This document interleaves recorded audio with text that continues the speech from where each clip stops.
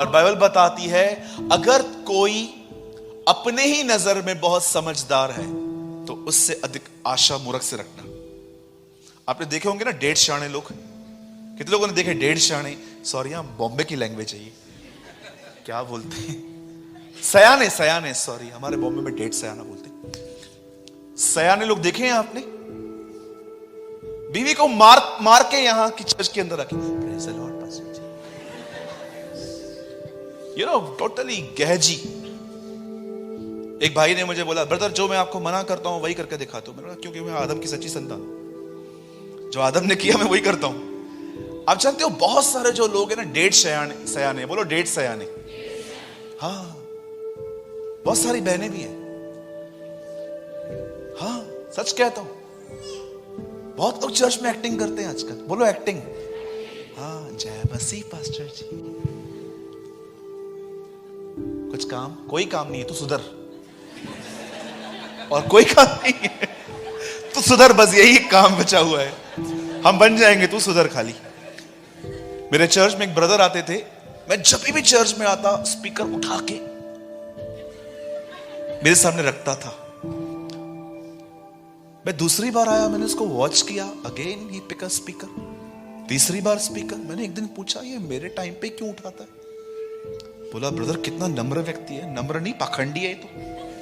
जब मैं आता हूं और चर्च में कैमरा लगा हुआ है, वैसे बैठा रहेगा सेठ की तरह, ए जा चाय लेकर आजा।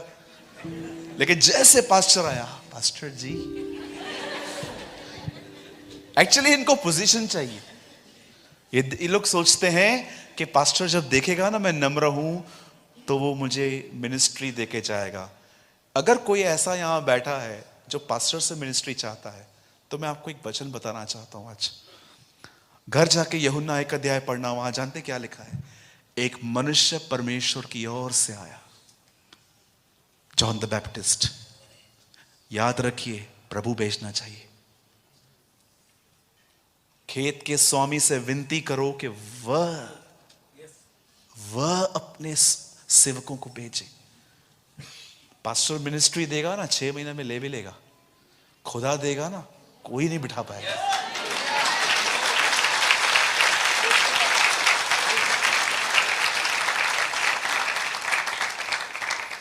और मैं आपको सच कहता हूं, जब हम सताए जाते हैं ना, एक्चुअली वी आर सेफ, लेकिन जब हम फेमस होते हैं ना, वी आर इन डेंजर। हमेशा याद रखिएगा, जब आप सताए जाते हैं ना, और इससे सेवा चालू की है, लोग आपके लिए तरह तरह हैं, एक्चुअली उस टाइम पे आप सेफ हो। लेकिन जब आप फेमस होते हो ना, actually you are in danger. मैंने फेमस होने के ऐसे ऐसे दर्द उठाए हैं, बाप रे। कभी मुझे मौका मिला मैं आपको बताऊंगा कि एक्चुअली जब हम सताए जाते हैं, जब लोग हमारे विरुद्ध में होते हैं, तब एक्चुअली हम सेफ होते हैं। क्योंकि यीशु ने कहा धन्य हो तुम जब धार्मिकता के कारण सताए जाओ। Trust me. मूर्खों की पहचान किस चीज में होती है? बोलिए, बोलने से पहले भी ये सोचते नहीं है। अब मैं आपको एक और अच्छी बात बताना चाहता हूं जो बहुत इंपॉर्टेंट है। सॉरी, समझदारों की जो बात होती है वो जो बहुत सोच समझ के। अब मैं आपको बताना चाहता हूं मूर्ख लोग कौन होते हैं। बहुत ध्यान से सुनिएगा। यीशु ने कहा उसके आने से पहले 2 तरह के लोग उसके कलीसिया में होंगे, एक होंगे समझदार, एक होंगे मूर्ख। मैं आपको सबसे पहले बताना चाहता हूं, समझदारी इस चीज में होती है कि हर चीज में रिएक्ट मत कीजिए, हर चीज में बोलना जरूरी नहीं होता। शांत रहना सीखिए, जहां बोलना है वहां बोलिए, और जितना हो सके कम बोलिए। अब मैं आपको बताना चाहता हूं मूर्खता क्या होती है। बोलिए मूर्खता। बाइबल ऐसा बताती है, एक ऐसा टाइम था यीशु से कुछ लोग हमेशा लड़ते थे शब्दों से। इस ग्रुप का नाम था फरीसी। मैं आपको बताना चाहता हूं यह ग्रुप कैसे उदय हुआ। अगर आप बाइबल को बहुत ध्यान से और आराम से पढ़ेंगे तो आपको समझ में आएगा। मती और Malachi, Malachi was old testament last book. Malachi जो है वो अंतिम पुराने नियम की अंतिम किताब है, और मती नए नियम की पहली किताब है। इस बीच में 400 साल का डिफरेंस है। 400 साल तक प्रभु ने यहां पर कोई नबी, कोई वक्ता, कोई भी पास्टर, कोई भी याजक नहीं भेजा था। और आप जानते हो, खुदा का कलाम जब बंद हो गया आना, तब वहां पर एक ग्रुप पैदा हुआ, फरीसी। आप जानते हैं, वे लोग जिनको परमेश्वर का वचन नहीं मिलता, वो फरीसी बन जाते।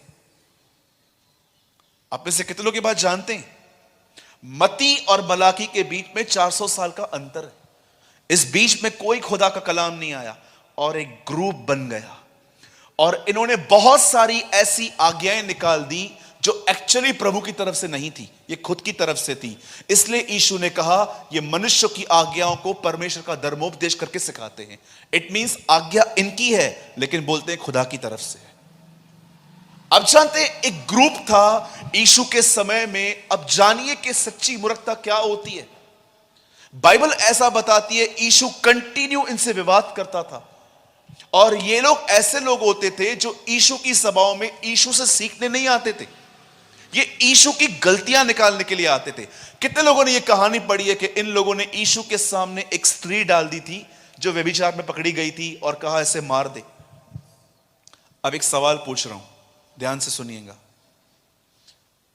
क्या सच में वो स्त्री को मारना चाहते थे? किसको मारना था?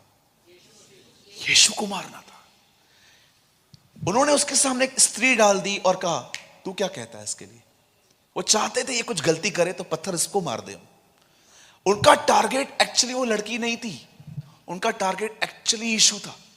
ये हमेशा उसकी सभाओं में दूरबीन लेके बैठे रहते थे कि देखें क्या गलती कर रहा है। मैं आपको बताना चाहता हूं, listen to me very carefully, कभी भी एक तरफा सुन किसी का न्याय मत कीजिएगा। बोलिए न्याय। मेरे चर्च में एक दिन एक भाई आया किसी और की कंप्लेन लेके, ब्रदर इसने ऐसा किया, इसने ऐसा किया, इसने ऐसा किया, इसने ऐसा किया, आप उससे बात करो, ये वगैरह वगैरह। मैंने कहा मैं आपके सामने उससे बात करूंगा। मैं कॉल करने वाला था, वो मुझे कॉल करने नहीं दे रहा था। मैंने बोला क्यों? आप बोल रहे हो ना उसने ऐसा ऐसा किया है। मैं उसको बुलाता हूं सामने, देखते हैं क्या हुआ है। वो चला गया, फिर यहां से ये आया, कुछ बात ही और थी। कई बार एक तरफा सुन के हम लोगों से दूर हो जाते। हमेशा दूसरे पक्ष की भी सुनिए। ये ऐसे लोग थे जो बाइबल बताती है जजमेंटल माइंड थे, ये लोग न्याय करने वाले। एक लड़का और लड़की अगर यहां से पास हुए, आप उनको जानते भी नहीं हो, फिर भी आप कमेंट पास करते हो, कैसी लड़कियां हैं, देखो कैसे लड़कों के साथ घूम रही है। आपको पता है उसका वो कौन है? कजिन हो सकता है, भाई हो सकता है, मुंह बोला भाई हो सकता है। बाइबल बताती है मनुष्य के मन में जो कुछ पैदा होता है बुराई होता है। अच्छा, अगर मैं आपको देखकर किसके कान में कुछ बोलूं ऐसे, आपको क्या लगता है? मेरे बारे में कुछ बोल रहा है। आपको पता है जिनको भी लगता है ना मेरे बारे में कुछ बोल रहा है, मतलब कुछ तो गड़बड़ की है ना? मुझे नहीं लगता है, जब कोई दो लोग बात करते हैं तो मैं बोलता हूं बोलने दो, मुझे क्या करना है इससे। आप जानते हो बाइबल क्या बताती है? ये लोग बड़े न्यायी थे और इनको वचनों का भी पूरा ज्ञान था। अब सुनिए क्या हुआ इनके साथ। बाइबल बताती है जब यीशु इनसे मुलाकात की, तब जानते हो इनके हाथ में क्या था? इनके हाथ में कटोरियां, थालियां, कटोरे थे। ये लोग इनको बड़ा मांजते थे, साफ करते थे। एक दिन यीशु ने इनको कहा, जो कुछ तुम करते हो इससे कोई फायदा नहीं होगा। आप जानते हैं अगर आप एक फरीसी से पूछें सबसे बड़ी मुख्य आज्ञा क्या है, तो वो आपको क्या आंसर करेगा? सब्त के दिन को मानना। लेकिन अगर आप यीशु से पूछोगे सबसे बड़ी आज्ञा क्या है, तो वो कहेगा परमेश्वर से प्रेम करना। ये उनका डिफरेंस था।